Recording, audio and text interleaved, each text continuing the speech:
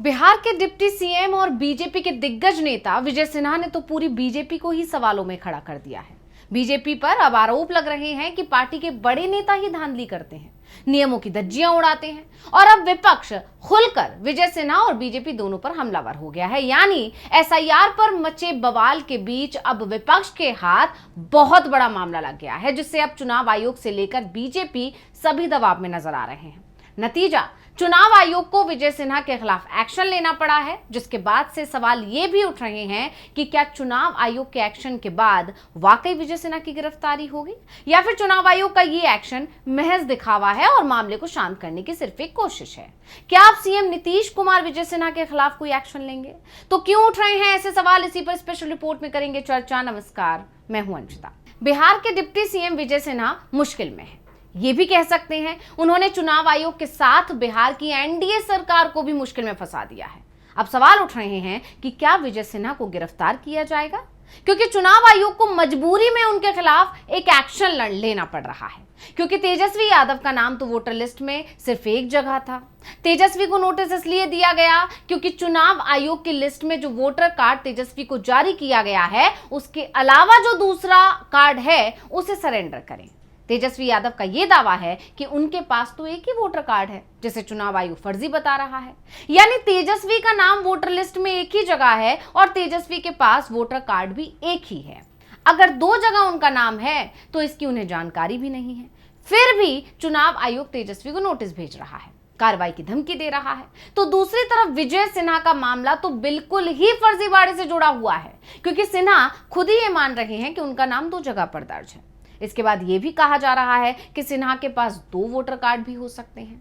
चुनाव आयोग की एसआईआर के बाद जारी ड्राफ्ट लिस्ट में भी विजय सिन्हा का नाम दो जगह है। ऐसे में चुनाव आयोग की अब यह मजबूरी फंस गई है कि वो विजय सिन्हा के खिलाफ कार्रवाई करे। अगर विजय सिन्हा पर कार्रवाई नहीं होती है तो चुनाव आयोग पर राहुल गांधी ने बीजेपी से मिलीभगत का जो आरोप लगाया है वो और भी मजबूत हो जाएगा। और कार्रवाई अगर करता है चुनाव आयोग तो बीजेपी और चुनाव आयोग मिली भगत में फूट पड़ जाएगी। ऐसे में अब चुनाव आयोग पर ही नहीं बल्कि नीतीश कुमार पर भी दबाव दिखाई दे रहा है, क्योंकि चुनाव आयोग की कार्रवाई के बाद विजय सिन्हा के खिलाफ एफआईआर दर्ज करने का दबाव भी बढ़ रहा है। और ऐसा होता है तो नीतीश कुमार को अपने डिप्टी सीएम से इस्तीफा मांगना पड़ेगा और उनकी गिरफ्तारी के आदेश भी जारी करने पड़ सकते हैं।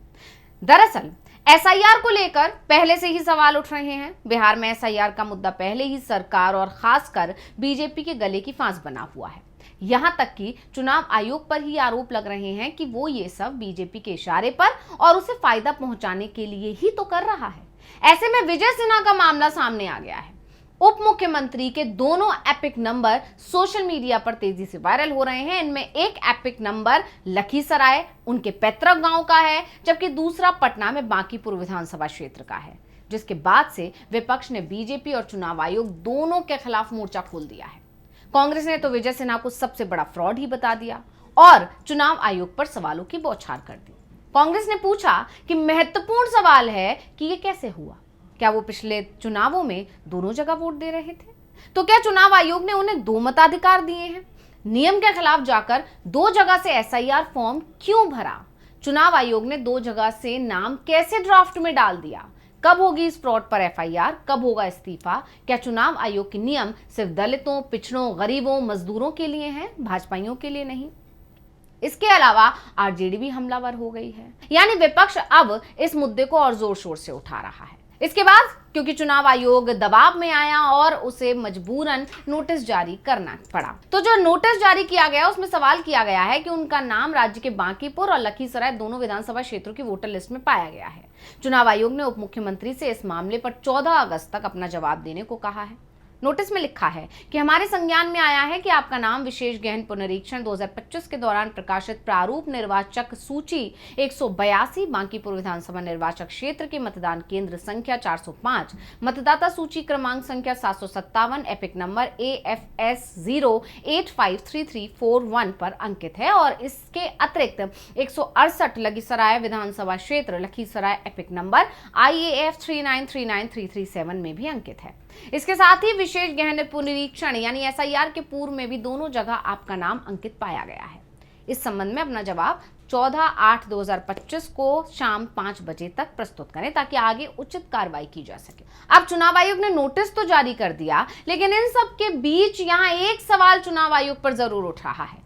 एक तरफ तो वो तेजस्वी यादव को जवाब देने के लिए 24 घंटे का समय देता है, लेकिन विजय सिन्हा की बात आ रही है तो करीब 100 घंटे का समय उनको दिया जा रहा है, जबकि सिन्हा का मामला पूरी तरह से साफ दिखाई दे रहा है कि किस तरह से फर्जीवाड़ा हुआ है। यानी कहा जा सकता है कि चुनाव आयोग का नोटिस भी अब सवालों के दायरे में आ गया है। और इन सब के अलावा अब सवाल नीतीश कुमार को लेकर भी उठ रहे हैं कि क्या नीतीश कुमार विजय सिन्हा के खिलाफ कोई कदम उठाएंगे, क्योंकि राज्य में गृह मंत्रालय नीतीश के पास ही है।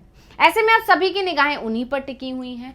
हालांकि इसको लेकर कुछ जानकारों का यह भी कहना है कि नीतीश और बीजेपी के बीच जिस तरह से खींचतान चल रही है, उसे देखते हुए नीतीश एक्शन ले सकते हैं।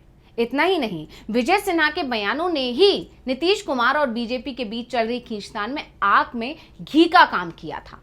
आपको याद होगा 25 दिसंबर को विजय सिन्हा ही पहले बीजेपी नेता थे जिसने इस बात का संकेत दिया था कि बीजेपी बिहार में अपना सीएम बनाना चाहती है। सुनिए विजय सिन्हा ने क्या कहा था। करने का और गिरोह की राजनीति से बिहार को कलंकित किया है, उससे मुक्ति भारतीय जनता पार्टी के वह कार्यकर्ता कार्यकर्ता ने दिलाया है, लेकिन अभी मिशन पूरा नहीं हुआ है। मिशन अधूरा है। भाजपा की अपनी सरकार हो तभी सभी अटल जी के प्रति सच्ची श्रद्धांजलि होगी, तभी हमारा और आपकी मन के अंदर शांत होगा। विजय सिन्हा के इस बयान से अमित शाह के बयान पर मोहर लग गई थी, जो उन्होंने बयान दिसंबर 2024 में दिया था, जिसके बाद कयास थे कि बीजेपी बिहार में भी महाराष्ट्र मॉडल लागू करने पर विचार कर रही है। अब विजय सिन्हा के लगातार इन बयानों के बाद नीतीश की रडार पर वो आ गए थे। ऐसे में अब नीतीश के हाथ बड़ा मौका लग गया है और वो अब या तो बीजेपी आलाकमान पर दबाव बना सकते हैं या फिर विजय सिन्हा के खिलाफ एक्शन ले सकते हैं। और इसी को लेकर चर्चा जोरों पर है कि नीतीश कुमार कौन सा फैसला करने वाले हैं और इसको लेकर कब वो जानकारी देने वाले हैं। विजय सिन्हा ने कहा कि निश्चित तौर पर मैं संवैधानिक संस्था का सम्मान करता हूं और मैं जवाब जरूर दूंगा। क्या बोले, सुनिए। निश्चित तौर पर चुनाव आयोग जो हमसे नोटिस दिया उसका हम जवाब उपलब्ध कराने जा रहे हैं और मैं संवैधानिक संस्था का सम्मान करता हूं। संविधान में मुझे विश्वास है। यानी इस एक मामले ने बीजेपी, चुनाव आयोग और अब जेडीयू को भी सवालों के कटघरे में खड़ा कर दिया है। वहीं दूसरी तरफ जेडीयू और बीजेपी के बीच जो खींचतान चल रही है, क्या उसका असर भी इस मामले पर देखने को मिलेगा, ये इस वक्त सबसे बड़ा सवाल बना हुआ है। इसके अलावा सवाल ये भी है कि चुनाव आयोग ने जो एक्शन लिया है, क्या वाकई में इस पर आगे कोई कार्रवाई होगी भी, या सिर्फ जिस तरह से बिहार में विपक्ष इस मामले को तूल दे रहा है, जिस मामले को उठा रहा है, उसको सिर्फ दबाने के लिए ये एक्शन लिया गया है। क्योंकि जब तेजस्वी यादव को लेकर 2 वोटर आईडी कार्ड वाली बात निकल कर आई थी तो बीजेपी ही थी जो सबसे ज्यादा हल्ला बोल कर रही थी। ऐसे में अब खुद बीजेपी इस मामले में घिरी हुई है तो जाहिर है कि बीजेपी पर और चुनाव आयोग पर सवाल तो उठेंगे ही। तो स्पेशल रिपोर्ट आपको कैसी लगी हमें कमेंट करके अपनी राय जरूर दीजिएगा। इसी के साथ मुझे दीजिए इजाजत। देखते रहिए टीवी लाइव। नमस्कार।